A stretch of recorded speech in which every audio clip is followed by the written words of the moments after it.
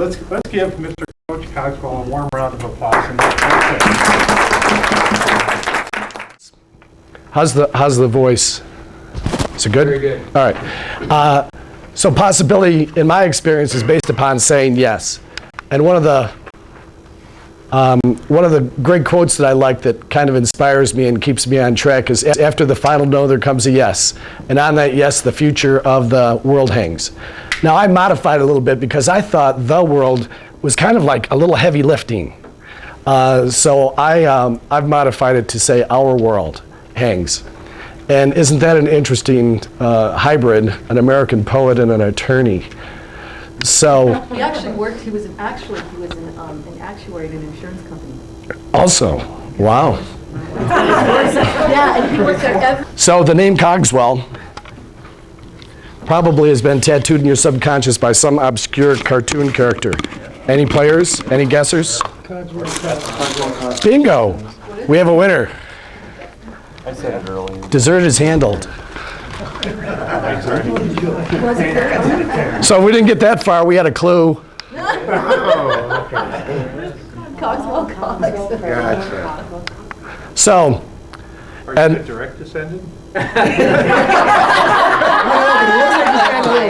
no, I would be. He would be a. He'd be a descendant of mine, wouldn't he? That would be -2 rewards. So where shall we start? Well, let's start with another little trivia theme. Who said it's always best to start at the beginning? And it'll be helpful if you have a young child in the household. Huh? Dr. Seuss? Not bad, but correct answers are not required. Just participation.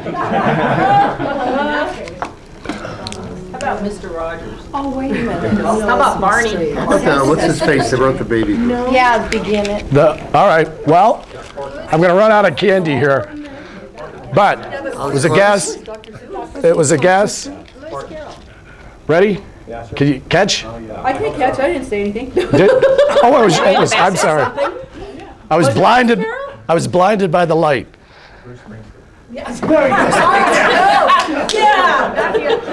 Well, a bit off, but a lot of participation. I like how this is going. Anyway, clue? Oh, Frank Long, the Wizard of Oz. Glenda. Goodwin. Goodwin to the north. That's what she says at the beginning. Dorothy asks, well, where shall I begin? How could we? Also, it's in my experience, and I want to let you know that I have a lot of compassion for where you are. In my training and development, I've spent a lot of Saturdays, Friday nights, and weeknights in classroom situations. And so, in my experience, a good beginning, because usually when I came into the room, I was always checking out the room. Well, who's in the room? And we've done some of that by the introducing ourselves. But in relation to where you are with regard to coaching, I notice there's a lot of people that have already realized that they're coaches, and they're just filling out the, getting certified or getting additional stuff to get going. But I'm kind of curious, are there people in here that have no experience with coaching? So no experience with coaching. They weren't coached as a team or an individual in sports. They weren't coached as an executive somewhere in their professional career. So are there people in here that have, this is kind of, you're a novice to coaching. Is there anyone in the room? Really? Excellent. Well, this is the person in the room of our learning community here that is a novice. So thanks for being here. And thanks for being the novice. Now there's also probably some people that, we don't have to stand up. That's too much work. So if you have experience with coaching in sports, either team or individual sports or personal sports, so raise your hands. Okay. Yeah. I can't experience. Only, but if you had it. Top of your head. Not only, but it's, yeah, right. So yeah, there's going to be some, but I actually think that probably probably professional coaching started with the sports arena. So, and how many of you have experience with having provided or been a consumer of personal or, okay, so quite a few. Yoicks! All right. A lot of experience. So where do I fall in that situation? I've been, I had the opportunity, I guess I've been being coached, either group coaching or individual coaching since 1983. Started off with Dale Carnegie. Shortly thereafter moved on to Werner Erhard and Associates. That kind of migrated into Landmark Education. And more recently, Coaches Training Institute, which is the International Coaching Federation certified program out of San Rafael that I chose to be certified with. That's what I just said. Has anyone ever participated in Landmark Education? What is it? Yeah? It's a worldwide training and development corporation, and it has a very unique, kind of probably what's most unique about them is it's a worldwide organization that has offices in almost every major city in the world. And it only has about 200 people on staff. And it has about 9,000 volunteers that it manages. Now, initially when you say that, it sounds like, well, this is a cult. But really, they have a really great reciprocity thing. Their volunteers get great training and development. And what happens is the 200 people on staff are incredible coaches. And so one of the things they make you agree to when you come to volunteer for Landmark and any of their programs, and volunteering can be anything from answering the phone and putting people in seminars. It could be showing up and doing logistics and setting up seminars and that kind of thing. But you have to have an agreement with them that if you're going to volunteer, you don't get to come here and suffer. It's not unilateral suffering. So you have to agree to that you have to get 10 times more value out of the energy you're putting in, that you have to take away 10 times more value than you're putting in. And so, and they have some great leadership programs. And inside their leadership programs, at some point I was there, I did about 3 years straight in one of their leadership programs, where I had an opportunity to do some training and mentoring coaches inside their communication curriculum. Great experience. All right, now one of the other places when we get back to the original topic is where are the possibilities? I guess probably the first place is where possibility is are you willing to have something be extraordinary? Now there are you willing to be reasonable? Are you willing to shoot for the extraordinary? So my invitation for you today is to take a few minutes, close your eyes if it helps. Assume that you've had an extraordinary 12 months. It's July 12th, 2009. What are some of the specific measurable results from your extraordinary efforts, your productive efforts? I'm hearing. In our book, there's an exercise which is about 3 hours. Did you want to do that first? No. And go to the 12? No, let's start with the 12-month horizon. I just want to make sure that the Nope. presentation was working. Thanks for asking, but no, we'll get to that though. One of the fellows I'm currently coaching is writing a book and developing some programs, and it's kind of a spiritual-based thing, and he uses Nemo. He uses the movie Nemo for some of the, to make some of his points.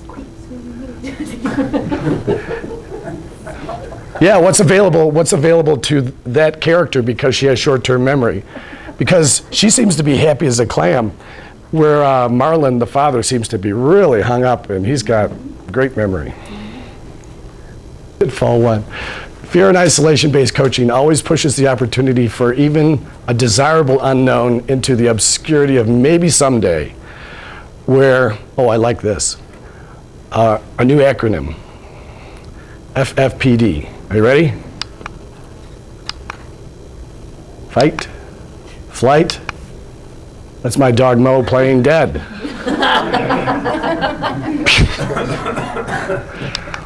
Just saying, is that a picture of you on the top left? No, that's him on the bottom left. I am.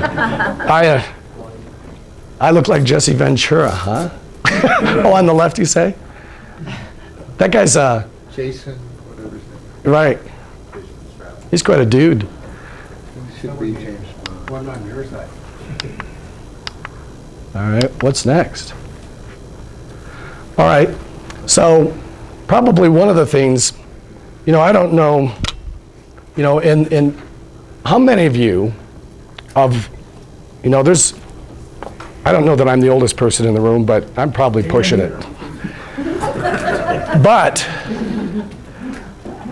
I can never recall a birthday wish that came true. And the deal on a birthday wish is you can't tell anybody. Well, in the world of possibility, you want to let a lot of people know about what you're up to.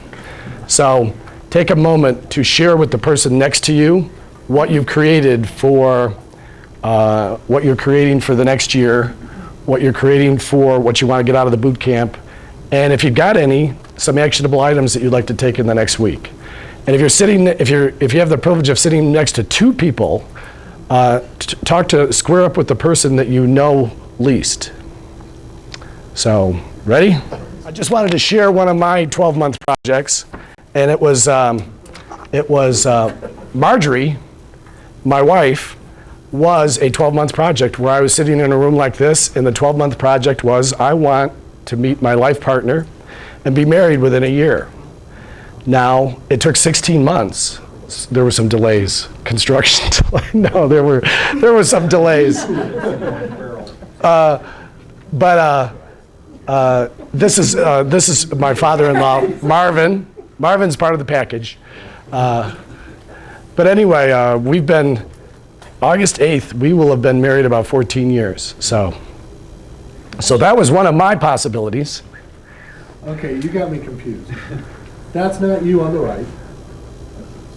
His father-in-law. Father-in-law, okay. That's his I fighting just like- face. yeah, I missed that point, okay. He came with the I look like that?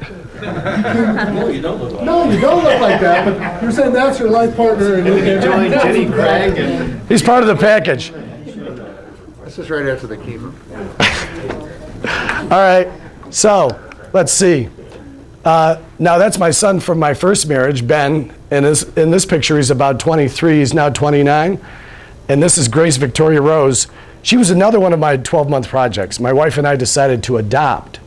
Now, has anyone ever done the adoption process? We got her when she was 5 days old, but the adoption process is very different from a term pregnancy in that in the process, you could change your mind. And sometimes we did or we weren't ready. And then sometimes the mom that is relinquishing the child changes her mind. So anyway, Grace was a 12-month project that went into extra innings, was about, I think about 2 years. And we got her when she was about 5 days old. And one of the things that we had to confront, and this is probably one of the pitfalls that happens when you start to create a possibility, is that you can get knocked off track pretty easy. And one of the things that happened with Grace is Grace is from Chicago. So we go to Chicago, and before they'll let us take Grace out of Chicago, she's got to go to a pediatrician, and after it clears the pediatrician, you go to attorneys and talk to the judge, and then all of a sudden, it's time to head out to Colorado. That's the same as when I left Chicago last time. Yeah. That doesn't sound like possibility. Thomas, is that a picture of you? But one of the things, my wife and I started to get freaked when we were, after we went to the pediatrician, and we were both just grilling the pediatrician. We wanted answers. And whether you adopt a child or whether you have one via term pregnancy, way more questions than there are answers. So you can just get into that mental craziness. And so anyway, we go to the pediatrician. We find out Grace has a mild case of thrush, which is nothing. It's just a tongue rash, an adjustment to dairy products. So But we started to think that it kind of opened Pandora's box, so to speak, where we got locked into that fear mechanism, fight, flight, or play dead, or stop, let's stop the process. We don't know what we're getting into. And that's really what we were, gripped by, is what are we getting into? And I think the nature of possibility is you have no idea what you're getting into. If you start creating extraordinary impossibilities, you have no idea what you're getting into. But in the middle of the process, we're going down the aisle and getting Grace a prescription in some kind of Walgreens kind of place in Chicago. And all of a sudden, we started to shift from, we kind of caught ourselves in just being gripped by fear. And what we decided was, for this possibility, for us to have grace, and for this to work, we just had to shift from, rather, what is it we're getting, is what is it that we can give.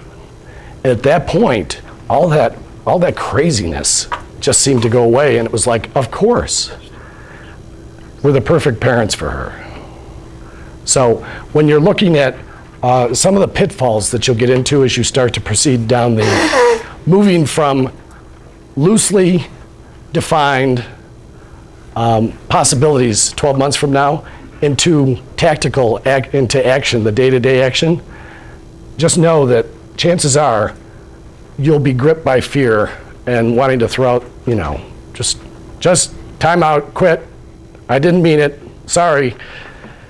And that's actually one of the sweet spots for coaching, is that when you have those thoughts, feelings, or experiences that I'm gripped by fear and I'm stopped, it's probably not a good idea to operate in isolation. Listen to your own thoughts. It's probably good to get in communication with some peer, a mentor, a coach, a consultant, someone that can pull you out of that mindset. So, and there's a little better picture of Grace Victoria. And there's a part of the cast. That's Mo, the guy that was doing the play dead, and he's a little over a year. And then Trixie's probably about 14 years old, and he's got his chew toy just placed right on top of Trixie. These are your coaches. They can be, because they are really into unconditional love. They see people and they just go berserk.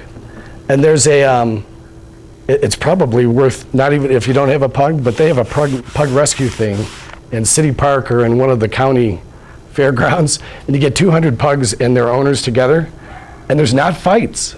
It's kind of like a pug stampede, but there's not there's not that fighting when like a lot of dogs get together. So it's an interesting little festival, but they're great with kids. Lousy watchdogs. We're strategic. So this is starting to go into where strategic expectations meet tactical pitfalls. Why simple doesn't mean easy. And let's just call it building bridges versus burning bridges in the area of relationships when you're out there promoting your possibility. This is just probably it might be new to some people, it might be a refresher for others, but usually in my experience when I got into my 12-month projects, I kind of got zealous about this happening. And I just got into this mindset that, of course, everyone is going to be supportive of what I'm doing. Of course, everyone's got to go out of their way to open doors for me and that kind of stuff. And that's not always the case. And it's not because people aren't willing, because sometimes it's just a bad time. And sometimes you run into people when they're having a bad hair day. So anyway, what happens is invitations, requests, and demands kind of start to get a little commingled. So for purposes, opportunities to participate in an event where there's what I call gracious space for the recipient to accept, decline, or counteroffer without consequence or sense of obligation. Sometimes we can get trapped into the so needy. You're just needy. I need a yes. I imagine salespeople probably have this all the time, but probably all of us at one point. But we need a yes. But that creates a sense of obligation to the person you're asking. Now, I know that I'm probably commingling some of these when certain people that I'm trying to get in touch with aren't returning my calls, or they're always sending me to voicemail. So you want to be responsible for, if your intention is an invitation without obligation to participate, that you make sure that that intention is being communicated. Now, you don't feel obligated about this, do you?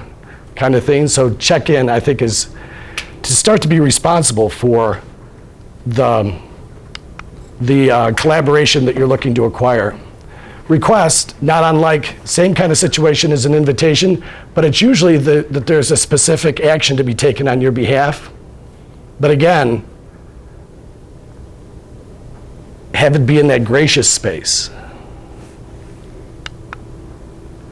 And this is the thing that usually gets us into trouble, is when we impose, either spoken or unspoken, obligation into some of our requests or some of our invitations. That comedian, not Richard Pryor, Robert Klein, used to do this thing about, it used to be, this was the thing was, he would see people on the street panhandling for money, and he said, I think it's a franchise. Because I'll walk down the street, and have you heard this one before? And he says, somebody comes out and they have the most heartbreaking, please! And then he's just like, God, get the wallet out, gotta give it to him. And then he goes down about a block later, and there's a guy in another territory that goes, please! So he teases about the heartstrings being tugged by a compassion or a passionate plea for support. But sometimes it can be pretty annoying. Da, da, da, da, da, da, da. Reciprocity. Supportive inquiries. Have you ever gone to a networking event and you feel like you've been mugged? If you initiate a dialogue with requests for supporting you, a good practice is to complete your exchange should include finding out how you can support them. You haven't heard that one. So we work a I've lot been of doing it networking events. forever. Huh? I said I work a lot of networking events. That's a tough question. Go back to that one. That's fine. Yeah? Quid pro quo. Okay, quick group. Yeah, if you get known as a taker, it's kind of like, again, people won't be returning the calls. And besides, while you're out there mining for the gold for yourself, you could probably keep an eye out for some of your colleagues. Conditional yeses. I think that got through spells checker, so I think that's the correct way to spell yeses. Stay true to your schedule. So if someone asks you for something, like to get together, or I'd like you to do something on my behalf, what I usually suggest is that you don't get caught up in guilt, that you stay true to your schedule of commitments to alleviate guilt. So I can't do it here when you want, but I can do it there. Wouldn't it be kind of like a don't make commitments to alleviate guilt? That'd be cool. To not make schedules for a week or the next 2 weeks, or... Oh, you mean like promise expectations or Yeah. commit to an outcome? Yeah, commit to something, but because you feel guilty about it, not because you really want to do it. Okay. Right. Really need your help, and you're like, well, I'd like to help them, and well, I'll do this because I'll feel guilty if I don't. So yeah, Or I'll do something. it might be as simple as opposing to you are the resource. If you just look at yourself as a resource, sure, I'd be willing to touch base with you, a phone call, coffee, or something. I don't know if I can help you, but I might be able to point you in the right direction. Yeah, I am a coach. I am not the coach. So it takes a little of the heavy lifting off of if you're not the only one that can be a resource. Golden rule for nose. when you're giving other people no's, I've taken this on for people that I get called for from telemarketing, is I try to put myself in their position. If I was in their position, what would be a dignified no? And try to practice that. It also works for firing people. How would you like to be fired? Let's see, what else does it work for? How would you like to be get a performance review? So if you just, I find more often than not when I'm talking with my clients and they're a little trapped by some relationship issue where there's, it's hierarchical and they want to make the point but not lose the employee, just put yourself in their place. What else have we got here? George Bernard Shaw said, "The truly free man is the man who can turn down a dinner invitation and not explain why." Say that again? The truly free man is the one who can turn down a dinner invitation and not explain why. Yeah, he probably doesn't care what people think. What was that guy? An anarchist, Because if you a don't poet. explain why, then they get to judge whether or not Yeah. that's Yeah, That's exactly. right. You can No, do no. anything. You can say anything with good manners. Yeah. With good communication skills. Yeah. No is a perfectly acceptable thing to say. It could be, it could be a dignified, it can have some dignity around it. Oh, wait a minute, why are we there? Oh, how do we know when the bridge in any particular issue is smoldering? Here we are again, fight, flight, play dead. Oh, we're switching to a different part here. Maiden voyages are wonderful, aren't they? So, yeah, and let's see that one. I guess the point that I was trying to making, if you trigger, if in a relationship, well, let's just say that, let's say in a relationship you make a request, but it's really a demand, you haven't said there's going to be a consequence, but you just have a sense there's going to be a consequence. Usually the response is fight, flight, lay low. So, all right. So, probably the next thing to consider when shopping for a coach is, are they certified by the ICF? Question on that. Sure. Is the ICF the big, widely recognized organization, or are there others? It's the only one that I'm aware of, and Michael might be able to address this a little bit more, or Gordon. I'm not a member of the ICF, but I know the organization that I went to be certified at was sanctioned by the ICF. They've been in it for about 2 decades. I don't know of anyone else. The only other, I think it's a good place to start because there's a lot of coaches out there. And I'll touch on that a little bit later. And they come from different, they aren't necessarily certified by the ICF, but they come from a whole other background. Wait a minute. What are the philosophical underpinnings of the coaching? Are there mandatory assessment processes or testing? Is there a coaching agreement contract? I don't know if they've done any recent work. That's something that I when I was doing a little research, I found on Google.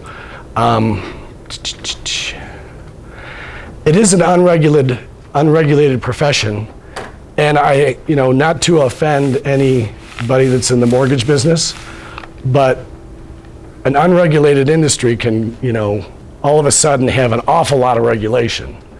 So the ICF is kind of, it's a membership organization of certified coaches, but they also try to stay ahead of the curve by providing a situation of where if you have a complaint against a coach, you have some outlet in getting in touch with or getting some satisfaction out of the transaction.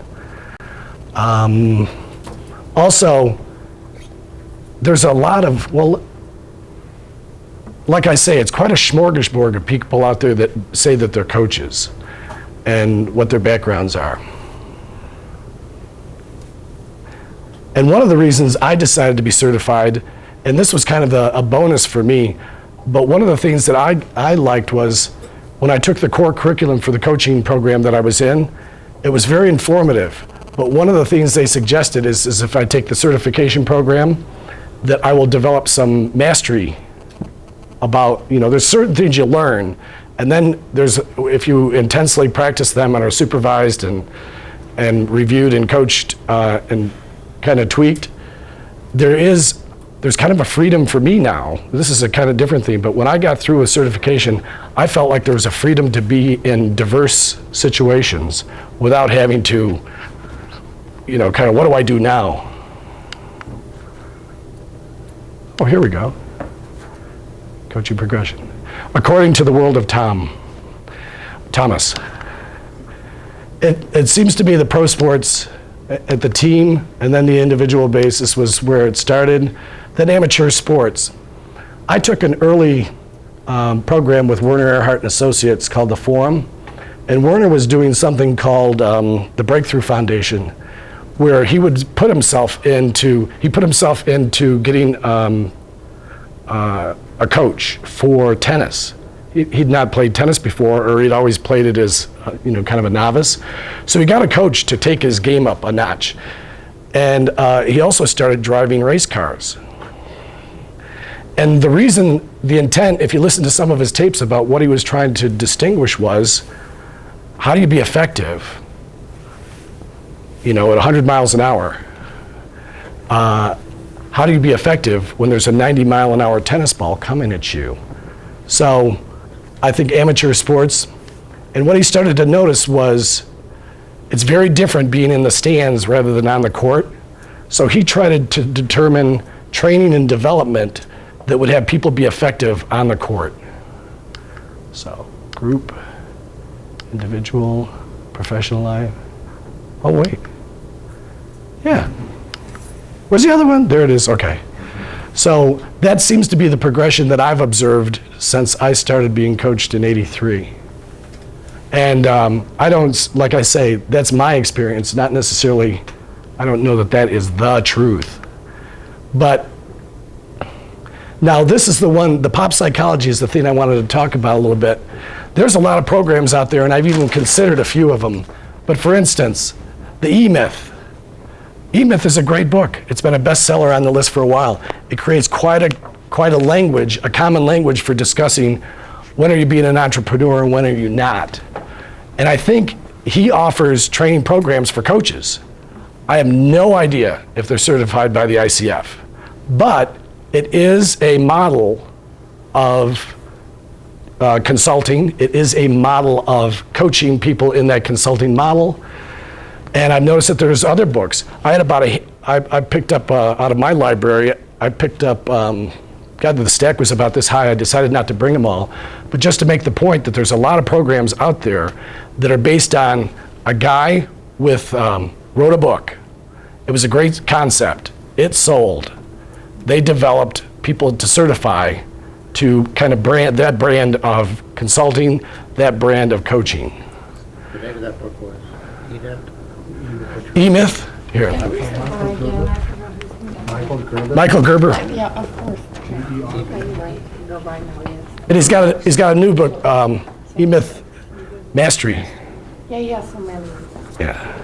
And he was here about a year ago. So I have one of my best friends is a therapist. Her background is psychotherapy and counseling, alcohol abuse, domestic violence counseling, but she considers herself to be a coach, and she's very good at, this is the therapist hat, this is the counselor's hat, this is the coaching hat, and she tells her clients that I'm going to put on my coaching hat here because I think that will best serve you. And it's probably good if you're going to get into the coaching field, since it is kind of a new field, of being able to distinguish, because people are going to have a lot of questions because there is an overlap in the different professions. Like I mentioned, one of the people that I was did the core curriculum with decided to go to more of a spiritual-based coaching model. And there are the model of coaching that I was trained in is one that's more about the process rather than my expertise.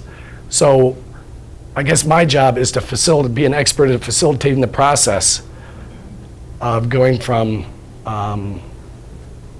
when you're challenged. What are the things that challenge us? What are some of the pitfalls? So I like to say that I help people, I like to help my clients become experts at best practices for their business. So, but I don't go in there and tell them, this is the way to do it. Because so that's just but there are people out there that do consulting. They have a model. What's that, Sandler? Has anyone taken any of the Sandler sales? That's a great concept. And they have quite a support program. It's very rigorous. But they're training and consulting and coaching all together. I don't know if they're certified by the ICF, but,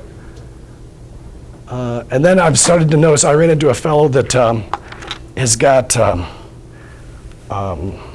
is it Tracy, another sales program? Brian Tracy. I ran into a fellow that's got the, that licenses franchises for Brian Tracy coaching for the, I think it's the Front Range. But there's franchises starting to be developed for, which might help some people that have the marketing snafu. How are we doing for time? About 10 minutes. 10 minutes? Excellent. All right, so what else is? Oh, no, don't do that one. Oh, yeah, let's do that one. An opportunity for candy. There's more to that.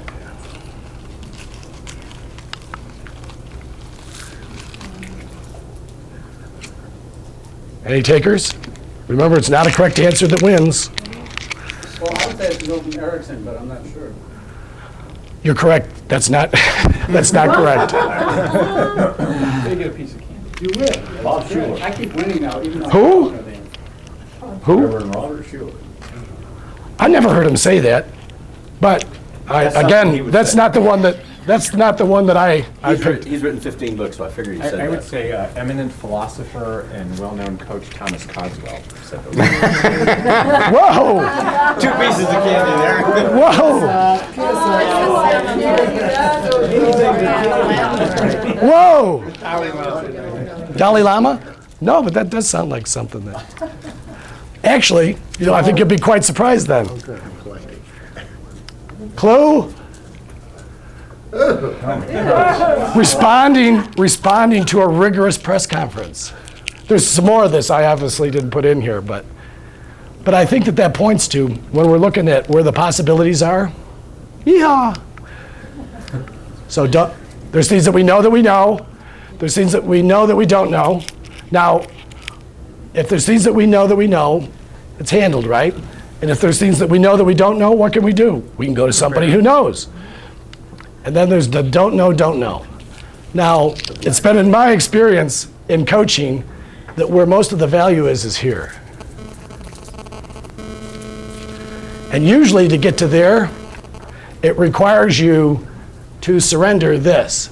Because if you think about it, well, let's just do a simple exercise. Of all there is to know in the world, what percentage of it would you say that you know? And you can just shout out percentages. 2%. 2%, who said that? Very modest. But. Relatively accurate, though, I think. You think? All right, anyone else? Or does 2% kind of stand? We can even round up if necessary. 1%. 1%? Of all knowledge. Okay. 1/100th of a millionth of a percent. All right. Yourself to the universe. So I think we have to agree that it's a small number. All right. Well then, no, we don't do it. Who said? What's there? Nah, don't do that one. Henry David. Yeah? Nah, but, so anyway, but let's take the 2% thing. If you know that you know 2% of all there is to know, how often can the other 98% show up? Because we listen through and we kind of pigeonhole things by, oh yeah. If I can, it will. Yeah. So how often do you get to run into the other 98% of 100%.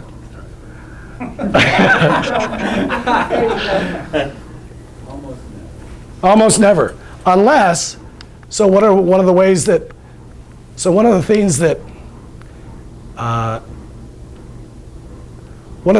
we have to give up a lot of times is to give up what we know. Or surrender. You don't have to give it up. If it's valuable, keep it. But what we know might not operate in the current reality. How are we doing for time? 4 minutes. All right. An example, actually a hilarious example.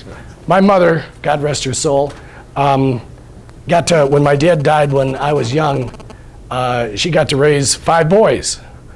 And I'm the youngest. And so I was one of the last ones in the nest, being the youngest. So she started, she had a thing about schnauzers like I have about pugs. And so we had a couple male-female schnauzer. And when the male-female would get into heat, it was just kind of like chaos in the house because we were trying to keep Schultze in the kitchen and then Gretel on the back porch. And I even think she had some thing that I guess would have been like a chastity belt or something. It was just, anyway, bizarre. But anyway, so, and Schultze's just going crazy, making a lot of noise and scratching at the door, all this stuff. So the next day, this thing seems to subside. My mother goes, we're gonna go out and run errands. And so she goes, well, let's take the dogs with us. That's interesting. But obviously, mother knows best, right? And I think at the time I must have been about 13 or 14. Well, needless to say, we go run an errand, we pull in the parking lot, we go in, we come back out. The dogs are locked in a reproductive pose. And that's what happens with dogs to make sure conception happens. Well, needless to say, my mother was a little uncomfortable, and she was very quiet. And so I would kind of observe things. She got home, she called her confidant, maybe even her coach, her sister Ruth. She says, may God strike me dead. I never thought they'd do it in daylight, in a parking lot, in a car. So needless to say, that wasn't pertinent information to operate by. But she also, so my brothers, when I go back for a reunion, we joke that we're not certain, it might not be that we know for certain, but we speculate that none of us were conceived in a car, in a parking lot, in broad daylight. Probably a pretty good. Safe bet? So anyway, so knowing doesn't always serve you, and it's probably good to check the current reality, or maybe even check it out with some other people to see if it's relevant.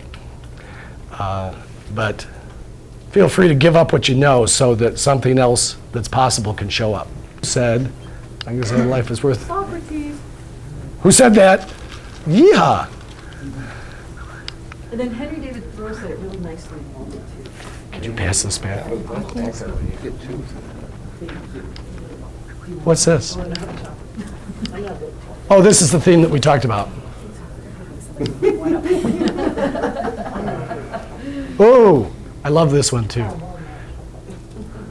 Every generation that is amazed at the potential for finding new ideas, possibilities do not add up, they multiply. Paul Romer said that. You're right! You're good. Use the system. I just wanted to. And I've got more, but hey, I'm out of time. Send them to us. All right. And, whew. Yeah? Bob, you have good reflexes. Okay, over my head. You don't eat All right. Well, I don't want to start a new topic. All right, so thank you very much.